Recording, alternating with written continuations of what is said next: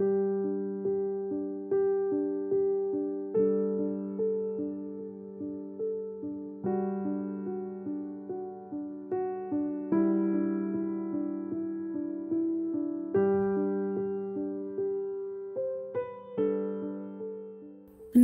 Saat Teduh Gereja Kristen Jakarta, Jumat 27 Juli 2024 dengan tema Dia Sembuhkan Dosa. Firman Tuhan terambil dari 1 Petrus 2 ayat 21 sampai 24 berkata demikian. Sebab untuk itulah kamu dipanggil, karena Kristus pun telah menderita untuk kamu dan telah meninggalkan teladan bagimu, supaya kamu mengikuti jejaknya. Ia tidak berbuat dosa dan tipu tidak ada dalam mulutnya. Ketika ia dicaci maki, ia tidak membalas dengan caci maki. Ketika ia menderita, ia tidak mengancam, tetapi ia menyerahkannya kepada Dia yang menghakimi dengan adil. Ia sendiri telah memikul dosa kita di dalam tubuhnya di kayu salib, supaya kita yang telah mati terhadap dosa hidup untuk kebenaran. Oleh bilur-bilurnya, kamu telah sembuh. Yang dipikirkan dan diharapkan oleh banyak orang ketika mendengar tentang kesembuhan dari Tuhan adalah seputar kesembuhan dari sakit secara fisik, berharap sembuh dari penyakit kronis, ataupun terlepas dari sakit yang sudah bertahun-tahun diidap olehnya. Kesembuhan fisik memang penting agar kita dapat kembali mengerjakan tugas dan pekerjaan dalam hidup kita. Tetapi kesembuhan yang Kristus berikan bukan hanya seputar persoalan jasmani, tetapi kesembuhan yang terutama adalah masalah rohani. Terutama dalam nas renungan hari ini, tidak sedikit yang mengucapkan ayat ini sebagai doa kesembuhan fisik. Namun kita perlu melihat lebih dalam pengertian dari nas ini. Dalam nas hari ini Rasul Petrus ingin jemaat mengikuti teladan Kristus.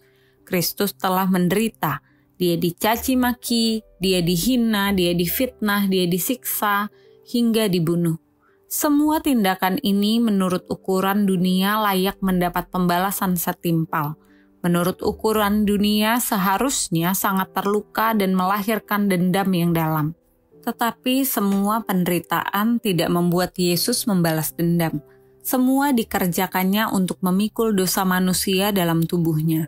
Kristus kerjakan itu dengan dua tujuan. Pertama, agar kita dapat hidup dalam kebenaran. Pembenaran oleh Kristus diperhitungkan bagi kita, yaitu orang yang layak dihukum, sehingga seluruh potensi melakukan kebenaran dimiliki oleh pribadi yang sudah dibenarkan olehnya. Kedua, oleh bilur-bilurnya kita menjadi sembuh. Artinya, luka yang dialami oleh Kristus menyembuhkan sakit dan luka dalam hidup kita. Sakit dan luka sejatinya datang dari dosa yang merusak hidup manusia.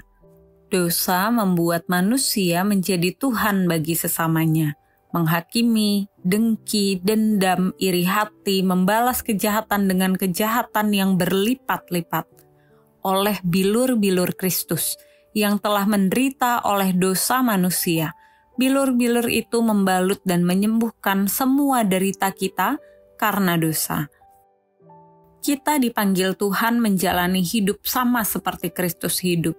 Kita mungkin sedang terluka oleh dunia, terluka oleh kejamnya orang yang kita kasihi, atau terluka kenyataan pahitnya hidup, atau terluka oleh kebencian antar ras dan golongan, atau terluka standar sosial yang menekan dan merusak hidup kita.